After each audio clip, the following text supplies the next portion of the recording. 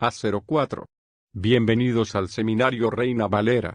Yo soy Gilberto Aves, rector del Seminario Abierto, y esta es la lección número 4 de la materia Historia del Antiguo Testamento, cuyo tema es la religión de Israel. Pedimos la bendición de Dios sobre el estudio de su palabra. Empecemos. Capítulo 4. La religión de Israel. El acampamiento en el monte tuvo un propósito. En menos de un año, el pueblo de la alianza con Dios se convirtió en una nación. La alianza estableció con el Decálogo las leyes para una vida santificada, la construcción del tabernáculo, la organización del sacerdocio, la institución de las ofrendas y las observancias de las fiestas y estaciones del año, todo lo cual capacitaba a Israel para servir a Dios de una forma efectiva. Éxodo 19, 1 y Números 10, 10. La religión de Israel fue una religión revelada. Durante siglos, los israelitas habían sabido que Dios hizo un pacto con Abraham, Isaac y Jacob, si bien experimentalmente no habían sido conscientes de su poder y manifestaciones hechas en su nombre.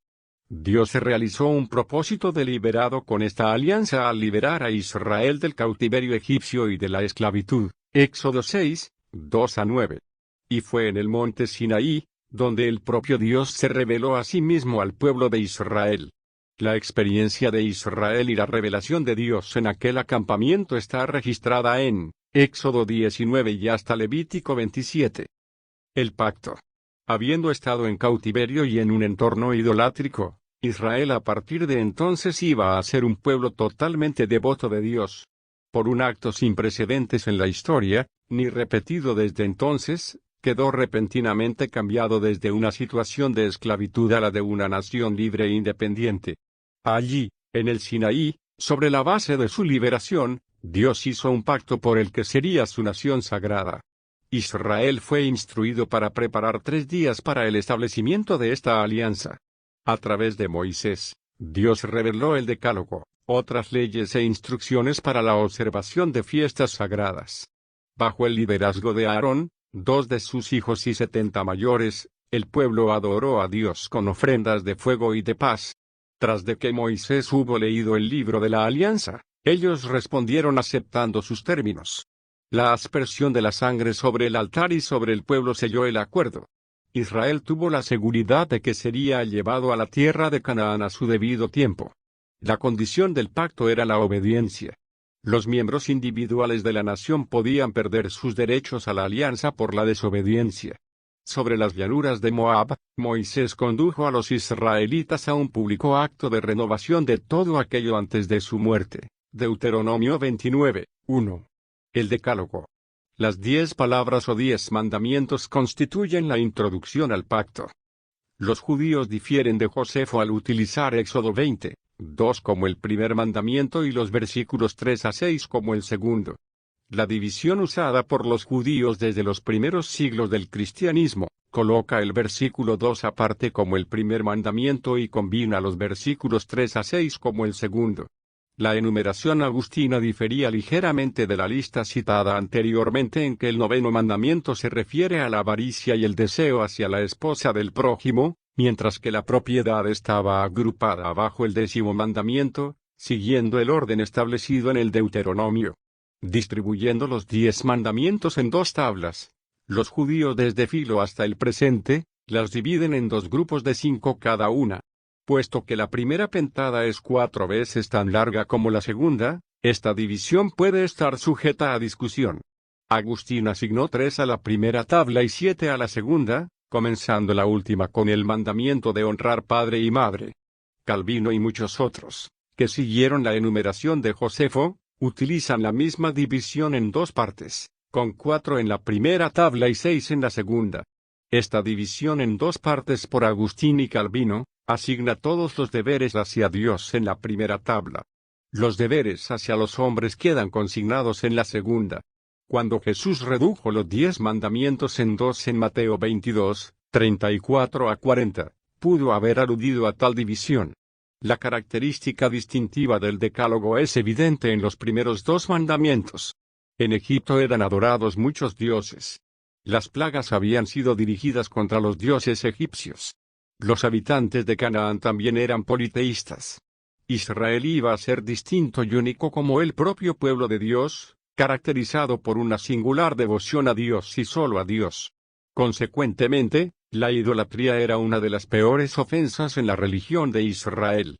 Dios entregó a Moisés la primera copia del Decálogo en el monte Sinaí. Moisés rompió aquellas tablas de piedra sobre las cuales fueron escritos los 10 mandamientos por el dedo de Dios, cuando comprobó que su pueblo estaba rindiendo culto al becerro de oro fundido. Tras de que Israel fuese debidamente castigado, pero salvado de la aniquilación mediante la plegaria intercesora de Moisés, Dios le ordenó que le proporcionase 2 tablas de piedra, Deuteronomio 10, 2 y 4. Sobre tales tablas, Dios escribió una vez más el Decálogo. Aquellas tablas fueron más tarde colocadas en el Arca del Pacto.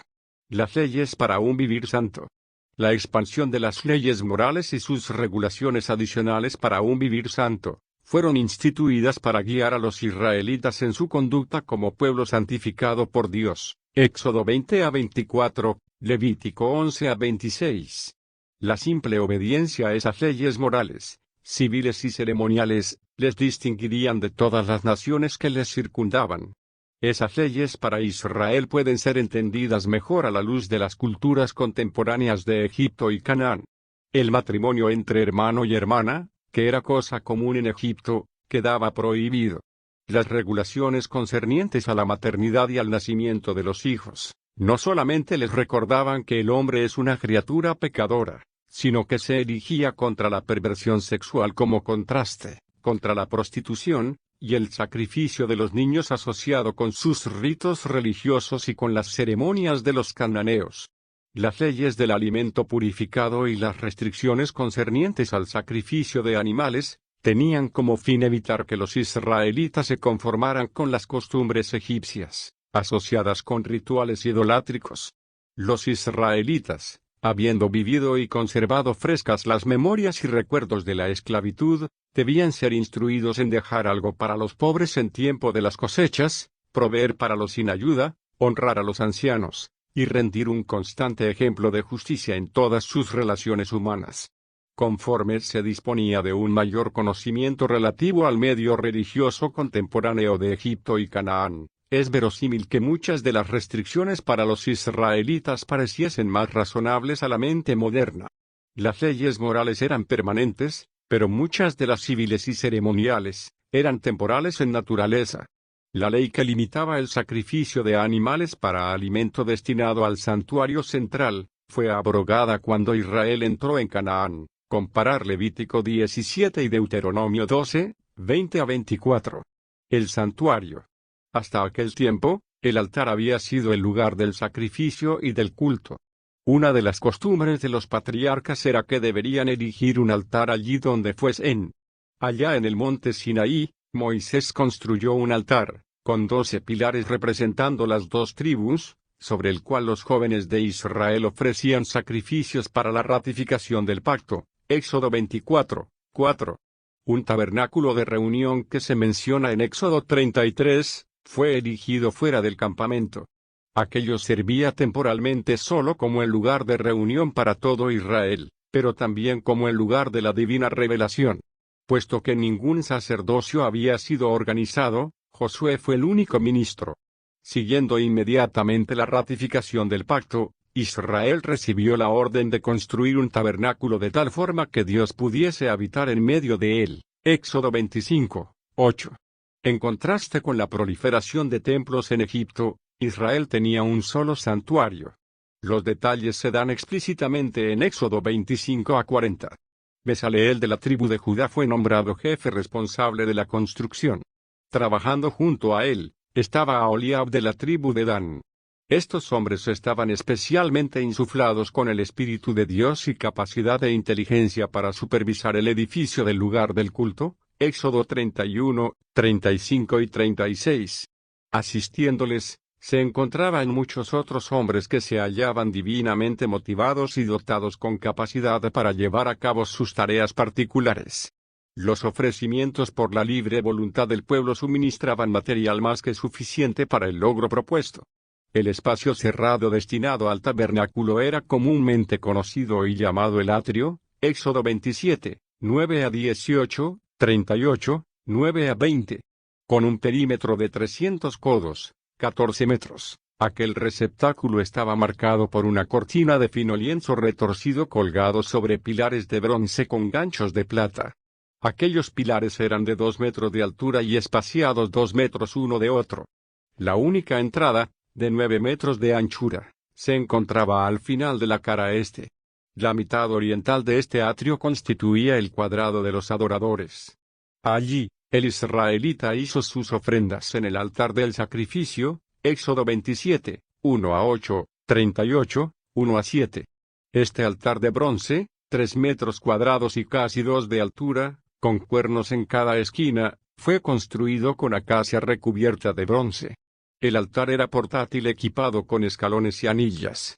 Más allá del altar surgía la fuente, Éxodo 30, 17 a 21, 38, 8, 40, 30, que también fue construido en bronce.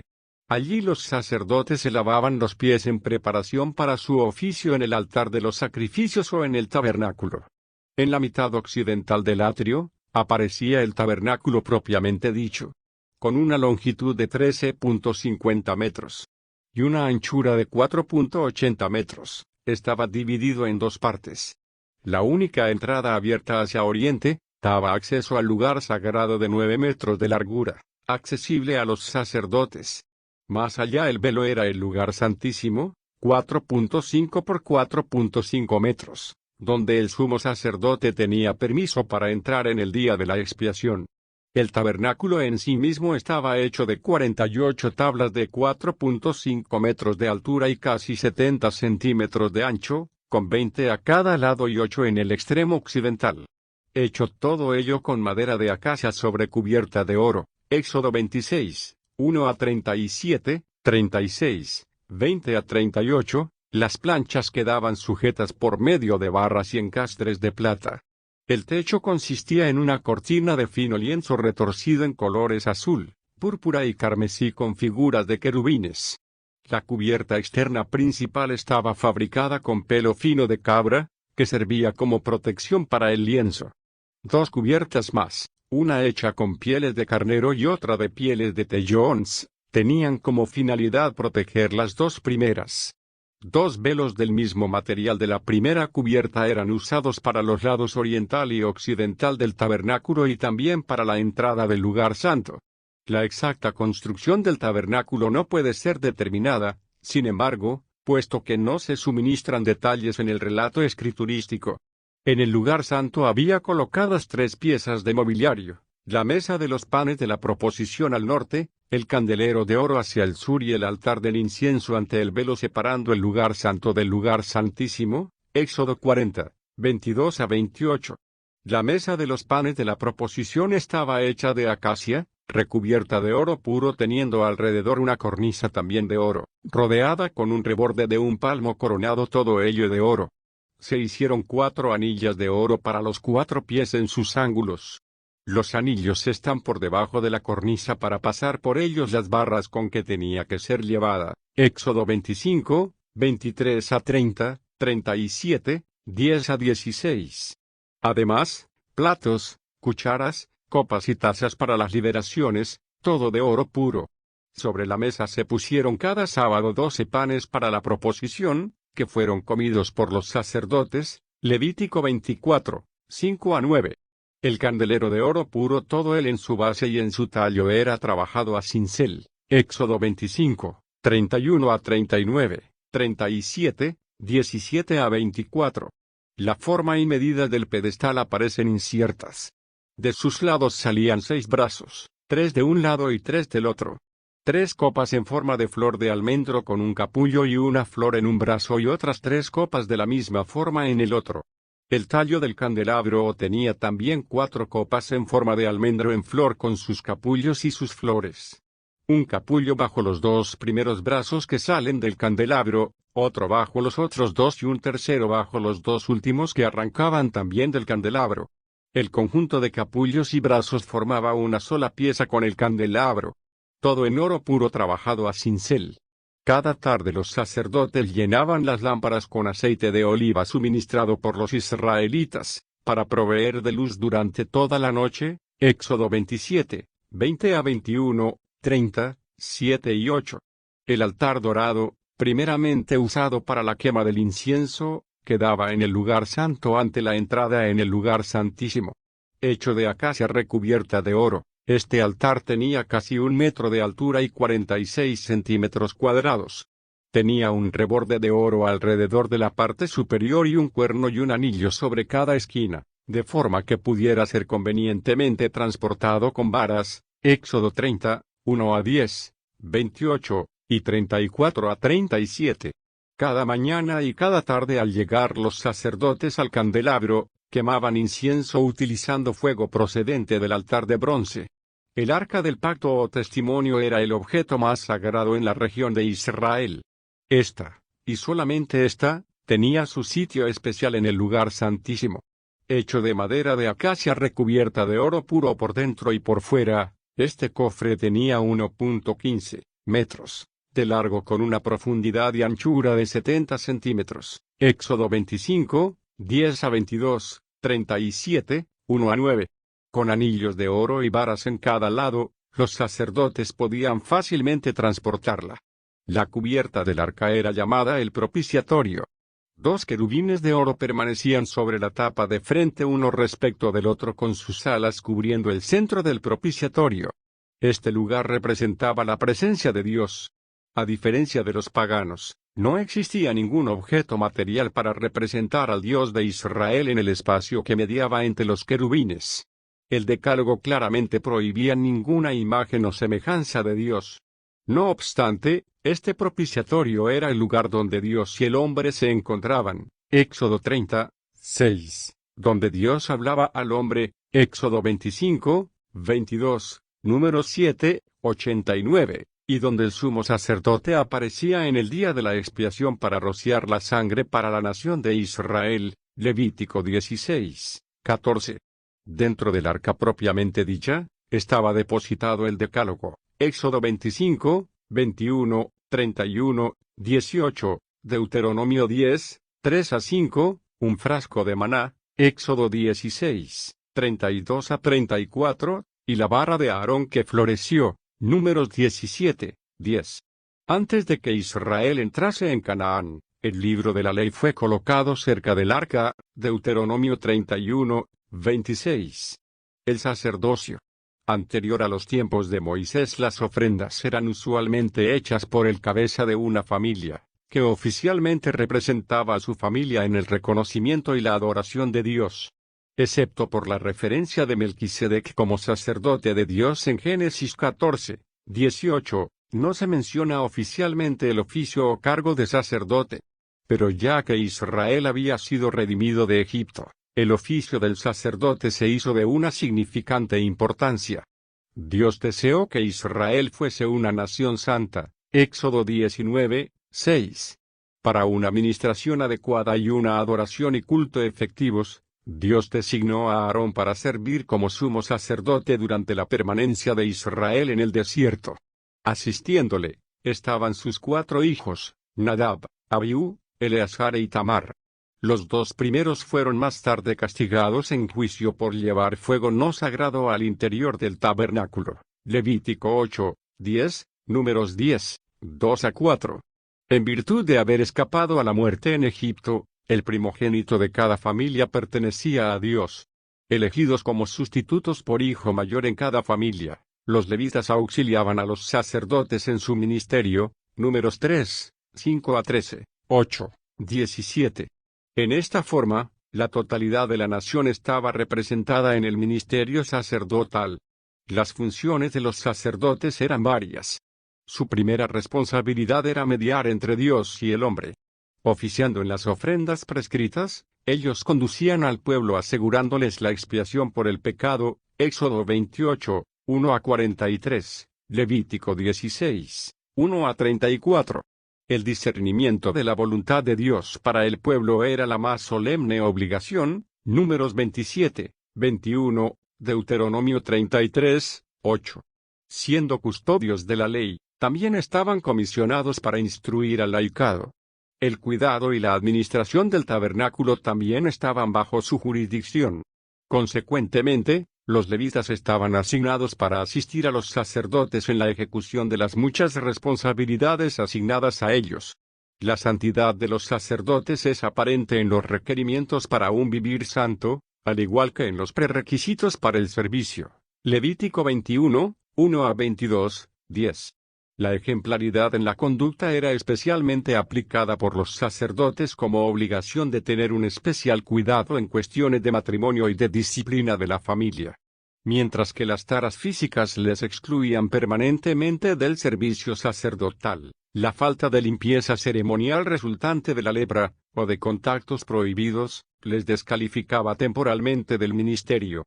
Las costumbres paganas, la profanación de las cosas sagradas, y la contaminación, eran cosas que tenían que ser evitadas por los sacerdotes en todas las ocasiones. Para el sumo sacerdote las restricciones eran todavía mucho más exigentes, Levítico 21, 1 a 15.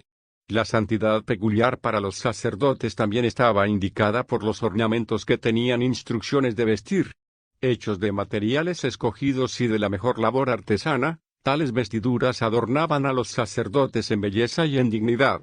El sacerdote vestía una túnica, un cinturón, una tiara, y unos calzoncillos, todo ello fabricado con lino fino, Éxodo 28, 40 a 43, 39, 27 a 29. La túnica era larga, sin costuras y con mangas de lino fino, que le llegaban casi hasta los pies. El cinturón, aunque no está descrito en particular, se ponía por encima de la túnica. De acuerdo con Éxodo 39, 29, el azul, la púrpura y el escarlata, eran trabajados en el hilo blanco del cinturón con aguja, correspondiendo a los materiales y colores utilizados en el velo y ornamentos del tabernáculo. El manto del sacerdote terminaba con un casquete plano, en forma de bonete. Bajo la túnica tenía que usar calzoncillos de hilo fino cuando entraba en el santuario, Éxodo 28, 42.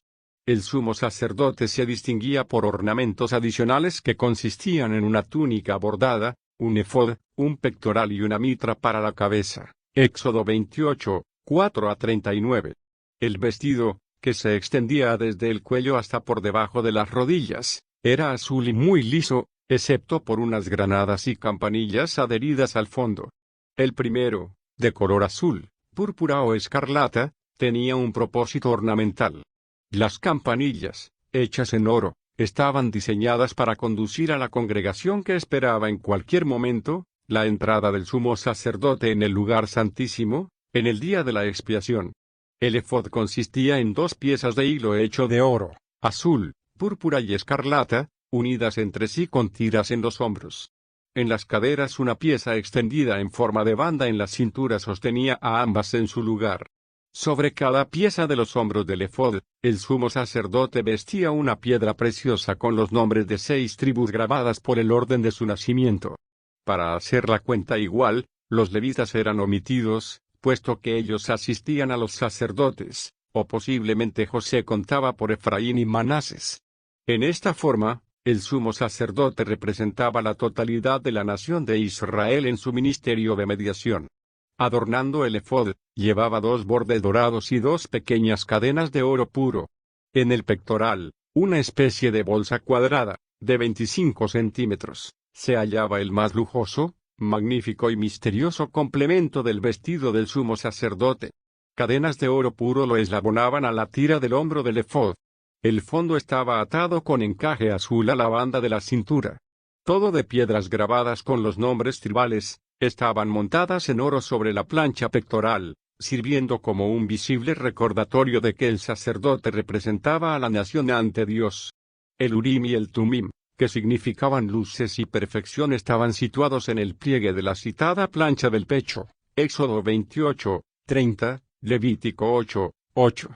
Se conoce poco respecto a su función o del procedimiento prescrito del sacerdote o oficiante, pero el hecho importante permanece: aquello proveía un medio de discernir la voluntad de Dios. Igualmente significativo era la vestidura de la cabeza o turbante del sumo sacerdote. Extendido por toda la frente y adherido al turbante, llevaba una lámina de oro puro sobre la cual se hallaba escrito Santidad al Señor. Ello constituía un permanente recordatorio de que la santidad es la esencia de la naturaleza de Dios. Mediante un precepto expiatorio, el sumo sacerdote presentaba a su pueblo como santo ante Dios. Por medio de los sagrados ornamentos el sumo sacerdote, lo mismo que los sacerdotes ordinarios, manifestaba, no solamente la gloria de este ministerio de mediación entre Dios e Israel, sino también la belleza en el culto por la mezcla del colorido de la ornamentación corporal con el santuario. En una elaborada ceremonia de consagración, los sacerdotes estaban colocados aparte para su ministerio, Éxodo 29, 1 a 37, 40, 12 a 15, Levítico 8, 1 a 36. Tras un lavatorio con agua, Aarón y sus hijos eran vestidos con los ornamentos sacerdotales y ungidos con aceite. Con Moisés oficiando como mediador, se ofrecía un buey joven como ofrenda para el pecado, no solamente para Aarón y sus hijos, sino para la purificación del altar de los pecados asociados con su servicio. Esto solía ir seguido por un holocausto en donde se sacrificaba un morueco de acuerdo con el ritual usual. Otros de estos animales eran entonces presentados como ofrenda de paz en una ceremonia especial. Moisés aplicaba la sangre al dedo pulgar derecho, la oreja derecha y el dedo gordo del pie derecho de cada sacerdote. Después tomaba la grasa, la pierna derecha y 3 trozos de repostería, que eran normalmente distribuidos al sacerdote oficiante y los presentaba a Aarón y a sus hijos, quienes hacían con ellos ciertos signos y movimientos antes de ser consumidos sobre el altar. Tras ser presentado como ofrenda, la pechuga era hervida y comida por Moisés y los sacerdotes. Precediendo a esta comida sacrificial, Moisés rociaba el aceite de los ungüentos y la sangre sobre los sacerdotes y sus vestiduras. Esta impresionante ceremonia de ordenación era repetida cada uno de 7 días sucesivos, santificando los sacerdotes para su ministerio en el tabernáculo. En esta forma la totalidad de la congregación se hacía consciente de la santidad de Dios cuando el pueblo llegaba hasta los sacerdotes con sus ofrendas. Las ofrendas, las leyes sacrificales e instrucciones dadas en el monte Sinaí, no implicaban la ausencia de las ofrendas anteriormente a este tiempo. Si puede o no ser discutida la cuestión de las varias clases de ofrendas en el sentido de fuesen claramente distinguidas y conocidas por los israelitas, la práctica de hacer sacrificios era indudablemente familiar, de cuanto se deduce de lo registrado acerca de Caín, Abel, Noé y los patriarcas. Cuando Moisés apeló al faraón para dejar en libertad al pueblo de Israel, ya había anticipado las ofrendas y sacrificios haciéndolo así antes de su partida de Egipto, Éxodo 5, 1 a 3, 18, 12, y 24, 5. Ahora que Israel era una nación libre y en relación de alianza con Dios, se dieron instrucciones específicas que concernían a las varias clases de ofrendas. Llevándolas como estaban prescritas, los israelitas tenían la oportunidad de servir a Dios de manera aceptable, Levítico 1 a 7. 4 clases de ofrendas implicaban el esparcir de la sangre, la ofrenda que tenía que ser quemada, la ofrenda de la paz, la ofrenda del pecado y la ofrenda de culpa. Los animales estimados como aceptables para el sacrificio eran animales limpios de manchas cuya carne podía ser comida, tales como corderos, cabras, bueyes o vacas, viejos o jóvenes. En caso de extrema pobreza estaba permitida la ofrenda de una paloma o un pichón. Las reglas generales para hacer el sacrificio eran como sigue: 1. Presentación del animal en el altar. 2. La mano del oferente se colocaba sobre la víctima. 3. La muerte del animal. 4. El rociado de la sangre sobre el altar. 5. Quemar el sacrificio. Cuando un sacrificio era ofrecido para la nación, oficiaba el sacerdote. Cuando un individuo sacrificaba por sí mismo, llevaba al animal, colocaba su mano sobre él y lo mataba. El sacerdote, entonces, rociaba la sangre y quemaba el sacrificio. El que ofrecía, no podía comer la carne del sacrificio excepto en el caso de una ofrenda de paz. Cuando se producían varios sacrificios al mismo tiempo, la ofrenda del pecado precedía al holocausto y a la ofrenda de paz. Holocausto. La característica distintiva respecto al holocausto, era el hecho de que la totalidad del sacrificio era consumido sobre el altar, Levítico 1, 5 a 17, 6, 8 a 13. No estaba excluida la expiación, puesto que esta era parte de todo sacrificio de sangre. La completa consagración del oferante a Dios quedaba significada por la consunción de la totalidad del sacrificio. Tal vez Pablo hacía referencia a esta ofrenda en su llamamiento para la completa consagración, Romanos 12, 1. Israel tenía ordenado el mantener una continua ofrenda de fuego día y noche, por medio de ese fuego sobre el altar de bronce. Se ofrecía un cordero cada mañana y cada tarde, y de ahí el recordatorio de Israel de su devoción hacia Dios. Éxodo 29, 38 a 42, Números 28, 3 a 8. La ofrenda de paz. La ofrenda de paz era totalmente voluntaria. Aunque la representación y la expiación estaban incluidas, la característica primaria de esta ofrenda era la comida sacrificial, Levítico 3, 1 a 17, 7, 11 a 34, 19, 5 a 8, 22, 21 a 25. Esto representaba una comunicación viviente y una camaradería y amistad entre el hombre y Dios. Se permitía a la familia y a los amigos unirse al oferente en esta comida sacrificial, Deuteronomio 12, 6 y 7, 17 y 18. Puesto que era un sacrificio voluntario, cualquier animal, excepto un ave, resultaba aceptable, sin tener en cuenta la edad o el sexo. Tras la muerte de la víctima y el rociado de sangre para hacer expiación por el pecado, la grasa del animal era quemada sobre el altar. A través de los ritos de los movimientos de las manos del oferente, que sostenía el muslo y el pecho, el sacerdote oficiante dedicaba estas porciones del animal a Dios. El resto de la ofrenda servía como fiesta para el oferente y sus huéspedes invitados. Esta alegre camaradería significaba el lazo de amistad entre Dios y el hombre. Existían tres clases de ofrendas de paz. Aquellas variaban con la motivación del oferente. Cuando el sacrificio se hacía en reconocimiento de una bendición inesperada o inmerecida, se llamaba ofrenda de acción de gracias. Si la ofrenda se hacía en pago de un voto o promesa, se le llamaba ofrenda votiva. Si la ofrenda tenía como motivo una expresión de amor a Dios, se le daba el nombre de ofrenda voluntaria. Cada una de tales ofrendas era acompañada por una comida de ofrenda prescrita. La ofrenda de gracias duraba un día, mientras que las otras dos se extendían a 2, con la condición de que cualquier cosa que quedase tenía que ser consumida por el fuego al tercer día. En esta forma, el israelita gozaba del privilegio de entrar en el gozo práctico de su relación de alianza con Dios. La ofrenda por el pecado. Los pecados de ignorancia cometidos inadvertidamente, requerían una ofrenda. Levítico 4, 1 a 35, 6, 24 a 30. La violación de la negativa de órdenes punibles por excisión podía ser rectificada por un sacrificio prescrito. Aunque Dios tenía solo una pauta de moralidad, la ofrenda variaba con la responsabilidad del individuo. Ningún caudillo religioso o civil era tan prominente que su pecado fuese condenado, ni ningún hombre tan insignificante que su pecado pudiera ser ignorado. Existía una gradación en las ofrendas requeridas: un becerro para el sumo sacerdote o para la congregación, un macho cabrío para un gobernante, una cabra para un ciudadano privado. El ritual variaba también. Para el sacerdote o la congregación, la sangre era rociada 7 veces antes de la entrada del lugar santísimo. Para el gobernante y el laico, la sangre era aplicada a los cuernos del altar. Puesto que era una ofrenda de expiación, la parte culpable carecía del derecho de comer la carne del animal, en ninguna de sus partes. Consecuentemente, este sacrificio o bien era consumido sobre el altar o quemado al exterior, en el campo. Con una excepción, el sacerdote recibía una porción cuando oficiaba en nombre de un gobernante o seglar.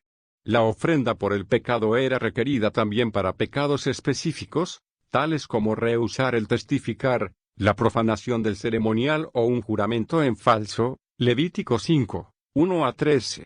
Incluso aunque esta clase de pecados podían ser considerados como intencionales, no representaban un desafío calculado a Dios castigado por la muerte. Número 15, 27 a 31. La expiación alcanzaba a cualquier pecado arrepentido, sin tener en cuenta su situación económica. Si no podía ofrecer una oveja o una cabra, podía sustituirlas por una tórtola o una paloma. En casos de extrema pobreza, incluso una pequeña porción de harina de flor fina, el equivalente de una ración diaria de alimento, aseguraba a la parte culpable la aceptación por parte de Dios. Para otras ocasiones que requieran una ofrenda del pecado, ver Levítico 12, 6 a 8. La ofrenda de expiación.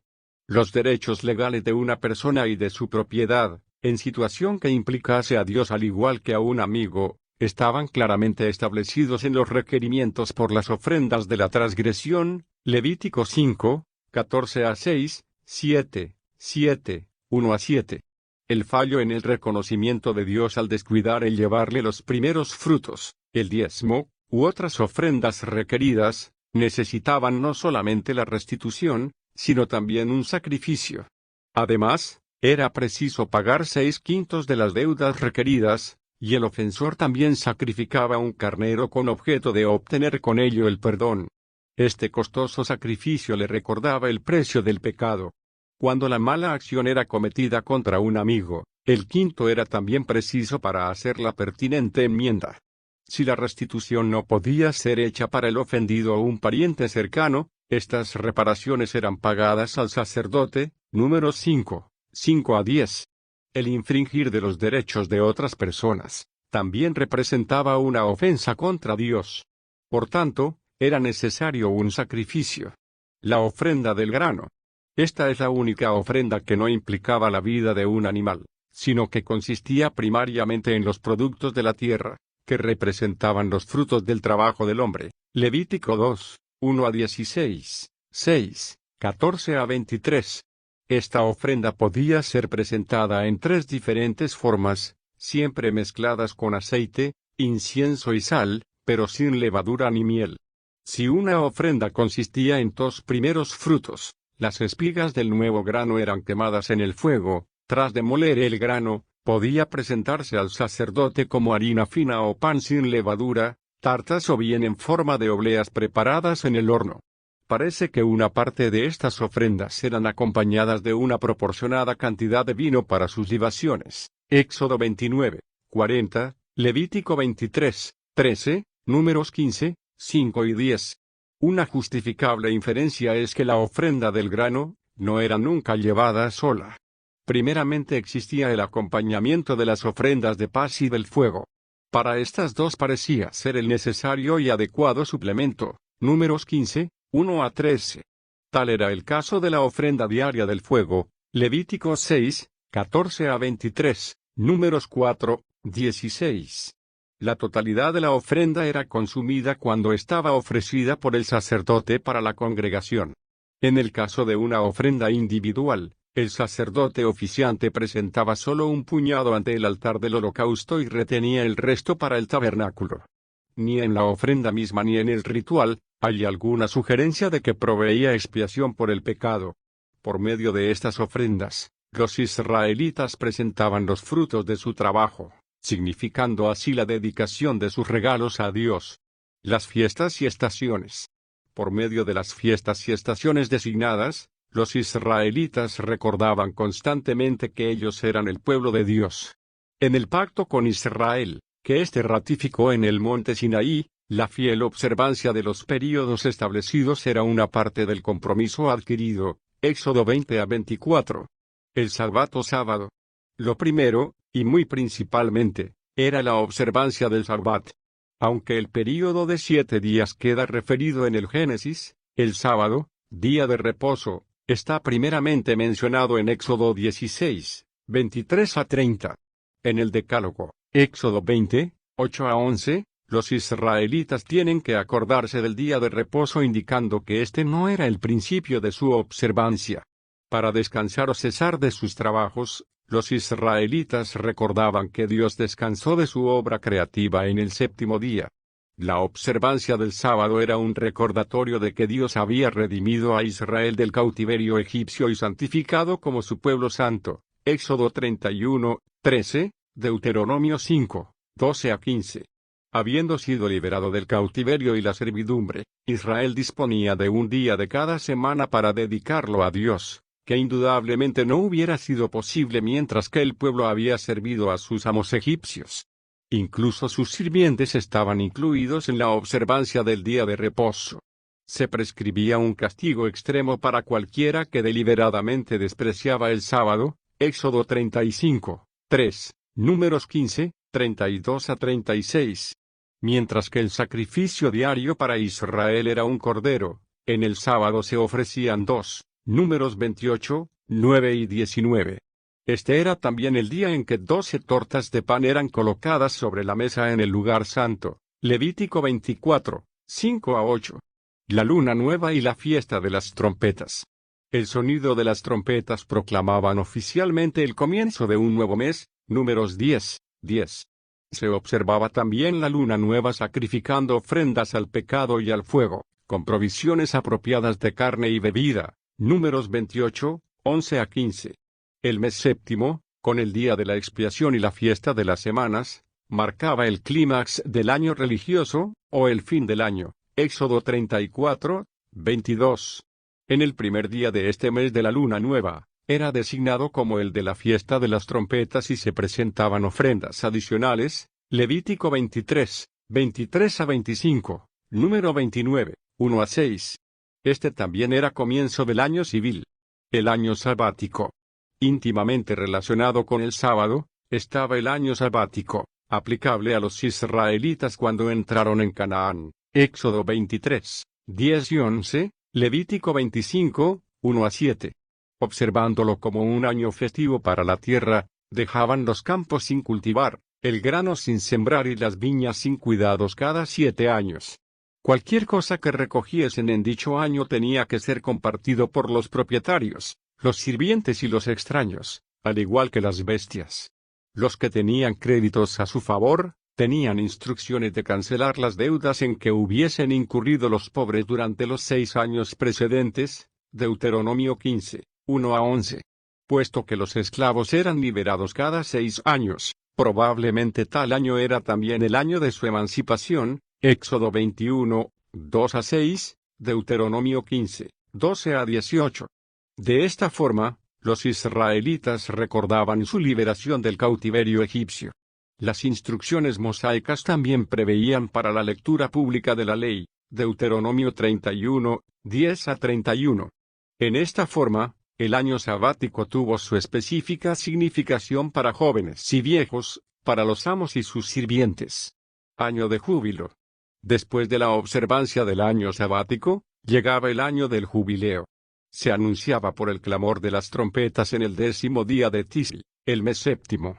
De acuerdo con las instrucciones dadas en Levítico 25, 8 a 55, este marcaba un año de libertad en el cual la herencia de la familia era restaurada a aquellos que habían tenido la desgracia de perderla. Los esclavos hebreos eran puestos en libertad y la tierra era dejada sin cultivar.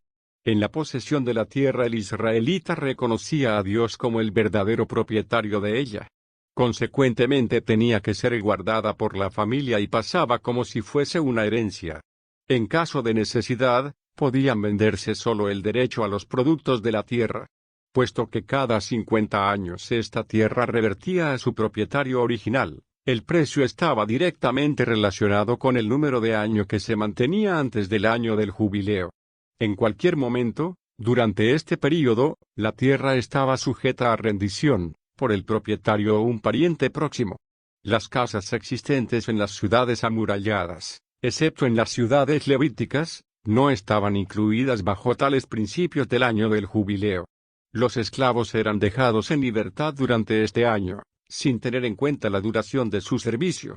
6 años era el período máximo de servidumbre para cualquier esclavo hebreo sin la opción de la libertad, Éxodo 21, 1. En consecuencia, no podía quedar reducido a la condición de perpetuo estado de esclavitud, aunque pudiese considerarlo necesario el venderlo a otro como sirviente alquilado, cuando financieramente fuese preciso.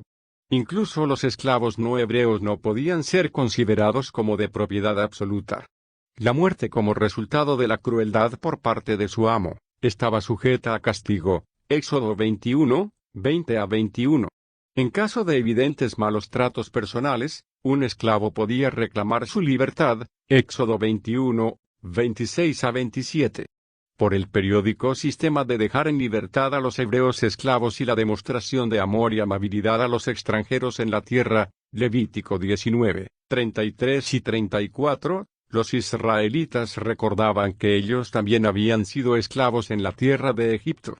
Incluso cuando el año del jubileo era seguido por el año sabático, los israelitas no tenían permiso para cultivar el suelo durante este período. Dios les había prometido que recibirían tal abundante cosecha en el sexto año que tendrían suficiente para el séptimo y el octavo año siguientes, que eran tiempo para el descanso de la tierra. De este modo, los israelitas recordaban también que la tierra que poseían, al igual que las cosechas que de ellas recibían, era un regalo de Dios. Fiestas anuales. Las tres observaciones anuales celebradas como fiestas eran: 1. La Pascua y fiesta de los panes sin levadura. 2. La fiesta de las semanas, primicias o siega. 3. La fiesta de los tabernáculos o cosecha. Tenían tal significación estas fiestas que todos los israelitas varones eran requeridos para su debida atención y celebración. Éxodo 23, 14 a 17. La Pascua y la fiesta de los panes sin levadura. Históricamente, la Pascua fue primeramente observada en Egipto cuando las familias de Israel fueron excluidas de la muerte del primogénito, matando el cordero pascual, Éxodo 12, 1 a 13, 10. El cordero era escogido en el 10º día del mes de Abib y matado en el 14º. Durante los 7 días siguientes solo podía comerse los panes sin levadura. Este mes de Abib, más tarde conocido por Nisán, era designado como el principio de los meses o el principio del año religioso, Éxodo 12, 2.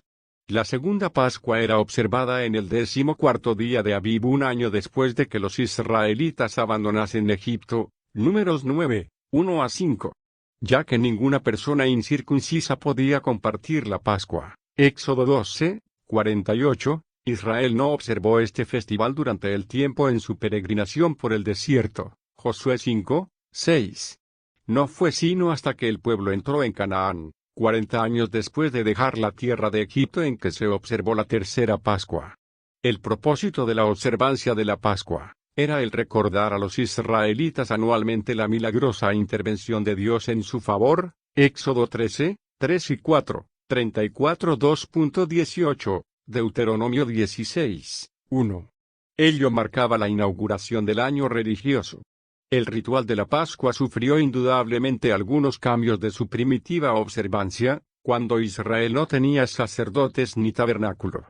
Los ritos de carácter temporal eran: el sacrificio de un cordero por el cabeza de cada familia, el rociado de la sangre en las puertas y dinteles y posiblemente también la forma en que compartían el cordero. Con el establecimiento del tabernáculo, Israel disponía de un santuario central en donde los hombres tenían que congregarse 3 veces al año, comenzando con la estación de la Pascua, Éxodo 23, 17, Deuteronomio 16, 13. Los días 15 y 25 eran días de sagrada convocación. En toda la semana, solo podía comerse por los israelitas el pan sin levadura. Puesto que la Pascua era el principal acontecimiento de la semana, a los peregrinos se les permitía volver a casa a la mañana siguiente de esta fiesta, Deuteronomio 16, 7.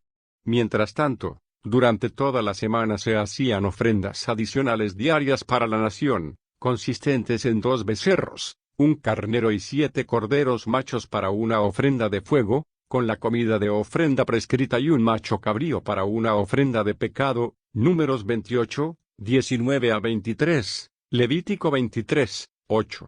Acompañando el ritual en el cual el sacerdote movía la gavilla ante el Señor, estaba la presentación de una ofrenda de fuego consistente en un cordero macho, además de una comida de ofrenda de flor de harina mezclada con aceite y una ofrenda de vino.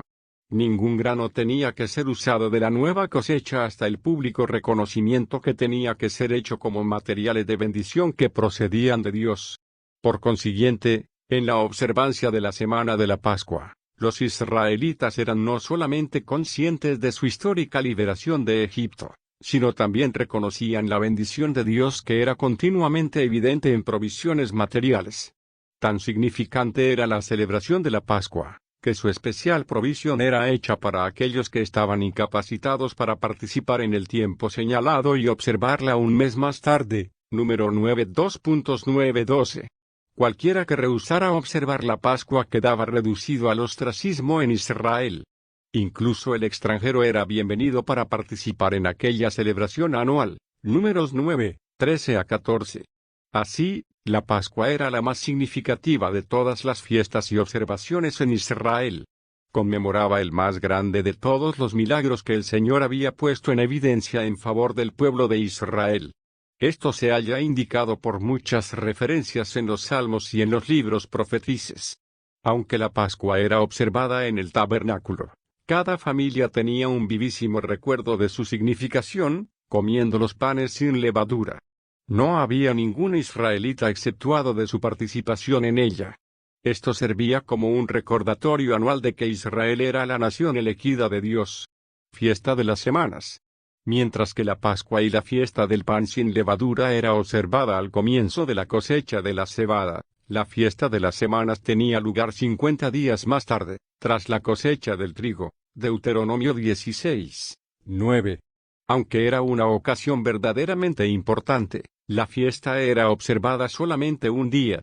En este día de descanso, se presentaba una comida especial y una ofrenda consistente en 2 hogazas de pan con levadura que se presentaba al Señor para el tabernáculo, significando con ello que el pan de cada día era proporcionado por obra del Señor. Levítico 23, 15 a 20. Los sacrificios prescritos eran presentados con esta ofrenda. En esta alegre ocasión, el israelita no olvidaba nunca al menos afortunado, dejando alimentos en los campos para los pobres y los necesitados. La fiesta de los tabernáculos. El último festival anual era la fiesta de los tabernáculos 4, un período de 7 días durante el cual los israelitas vivían en tiendas. Éxodo 23, 16, 34, 22, Levítico 23, 40 y 41. Esta fiesta no solo marcaba el fin de la estación de las cosechas, sino que cuando estuvieron establecidos en Canaán, servía de recordatorio de su permanencia en el desierto en que tenían que vivir en tiendas de campaña. Las festividades de esta semana encontraban su expresión en los mayores holocaustos jamás presentados, sacrificando un total de 70 bueyes, ofreciendo 13 el primer día, que se consideraba como una convocación sagrada. El número iba decreciendo diariamente en 1. Cada día, además, se ofrecía una ofrenda de fuego adicional. Esta ofrenda consistía en 14 corderos y 2 carneros con sus respectivas ofrendas igualmente de carne y bebida. Una convocatoria sagrada celebrada en el 8º día, llevaba a la conclusión de las actividades del año religioso. Cada año séptimo era peculiar en la celebración de la fiesta de los tabernáculos. Era el año de la pública lectura de la ley. Aunque a los peregrinos se les pedía observar la Pascua y la fiesta de las semanas durante un día, ellos normalmente empleaban la totalidad de la semana en la fiesta de los tabernáculos, dando ocasión de una amplia oportunidad para la lectura de la ley de acuerdo con el mandamiento de Moisés, Deuteronomio 31, 9 a 13. Día de la expiación. La más solemne ocasión de la totalidad del año era el día de la expiación, Levítico 16, 1 a 34. Era observada en el 10º día de Tisri con una sagrada convocatoria y ayuno. En aquel día no era permitido ningún trabajo. Este era del único ayuno requerido por la ley de Moisés. El principal propósito de esta observancia era el hacer una verdadera expiación. En su elaborada y singular ceremonia la propiciación fue hecha por Aarón y su casa, el santo lugar, la tienda de la reunión, el altar de las ofrendas de fuego y por la congregación de Israel. Solo el sumo sacerdote podía oficiar en aquel día. Los otros sacerdotes ni siquiera se les permitía estar en el santuario sino identificarse con la congregación. Para esta ocasión, el sumo sacerdote lucía sus especiales ornamentos y se vestía con lino blanco. Las ofrendas prescritas para el día eran, como sigue: 2 carneros como holocausto para sí mismo y para la congregación, un becerro para su propia ofrenda de pecado, y 2 machos cabríos como una ofrenda de pecado por el pueblo. Mientras que las 2 cabras permanecían en el altar, el sumo sacerdote ofrecía su ofrenda del pecado, haciendo expiación por sí mismo. Sacrificando una cabra en el altar, hacía la expiación por la congregación. En ambos casos, aplicaba la sangre al propiciatorio. En manera similar, santificaba el santuario interior, el lugar sagrado y el altar de las ofrendas de fuego. De aquella forma las 3 divisiones del tabernáculo eran adecuadamente limpiadas en el día de la expiación para la nación. Después, la cabra era llevada al desierto para que con ella se fuesen los pecados de la congregación. Habiendo confesado los pecados del pueblo, el sumo sacerdote volvía al tabernáculo para limpiarse a sí mismo y cambiarse en sus atavíos oficiales. Una vez más volvía al altar en el patio exterior. Allí concluía el día de expiación y su ritual con 2 holocaustos, uno para sí mismo y el otro para la congregación de Israel. Las distintivas características de la religión revelada de Israel formaban un contraste con el ambiente religioso de Egipto y Canaán. En lugar de la multitud de ídolos, ellos adoraban a un solo Dios. En vez de un gran número de altares y hornacinas de adoración, ellos tenían solo un santuario. Por medio de las ofrendas prescritas y de los sacerdotes consagrados, se tenía hecha la provisión para que el laicado pudiese aproximarse a Dios sin temor. La ley les guiaba en una pauta de conducta que distinguía a Israel como la nación de la alianza con Dios en contraste con las culturas paganas del entorno. En toda la extensión en que los israelitas practicaban esta religión divinamente revelada, se hallaban asegurados del favor de Dios, como se expresaba en la fórmula sacerdotal para bendecir la congregación de Israel, Números 6, 24 a 26, Jehová te bendiga y te guarde. Jehová haga resplandecer su rostro sobre ti, y tenga de ti misericordia. Jehová alce sobre ti su rostro, y ponga en ti paz. Gracias por estar con nosotros en esta vista grande del Antiguo Testamento.